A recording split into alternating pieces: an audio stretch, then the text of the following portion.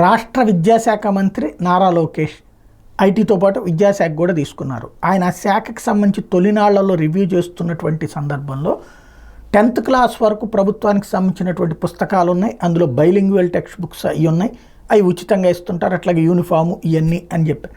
మరి ఇంటర్మీడియట్ వాళ్ళ పరిస్థితి ఏంటంటే గవర్నమెంట్ స్కూళ్ళని ఇప్పుడు సెంట్రల్ గవర్నమెంట్ నామ్స్ ప్రకారం సెటరేట్ చేసుకొచ్చారు, +2 కోర్సెస్ పెట్టారు.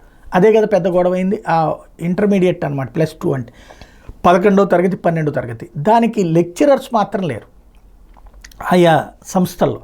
దానివల్లనే ఫెయిల్యూర్ కనబడింది. ఆ +2లో బాగా ఫెయిల్యూర్ కనబడింది.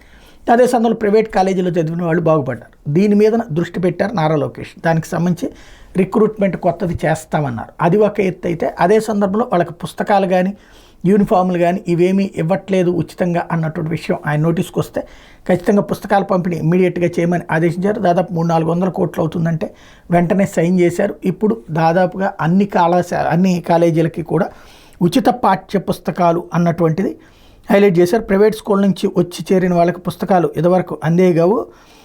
ప్రస్తుతం ఏదైతే ప్రభుత్వ స్కూళ్ళల్లో ఇంటర్మీడియట్ వరకు అంటే +2 వరకు చదివే విద్యార్థులందరికీ ఉచిత పాఠ్య పుస్తకాలు ఇస్తున్నారు.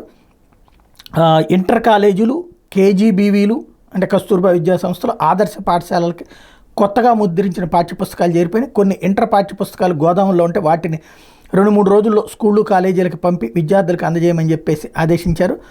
అదే సందర్భంలో గుంటూరు, పల్నాడు, బాపట్ల జిల్లాలో కలిపి +2 బడులు 78 దాకా ఉన్నాయి. అదేవిధంగా ప్రభుత్వ జూనియర్ కాలేజీలు 22, కేజీబీవీలు 18, ఆదర్శ పాఠశాలలు 22 ఉన్నాయి. వాటన్నింటిలో ఇంటర్ చదివే బాలబాలికలకి ఏడాది ఉచిత పాఠ్య పుస్తకాలు ఇవ్వబోతున్నాం అన్నటువంటి విషయాన్ని అధికారికంగా ప్రకటిస్తూ కాగితం రావడంతో ఈ విషయం వెలుగులోకి వచ్చింది.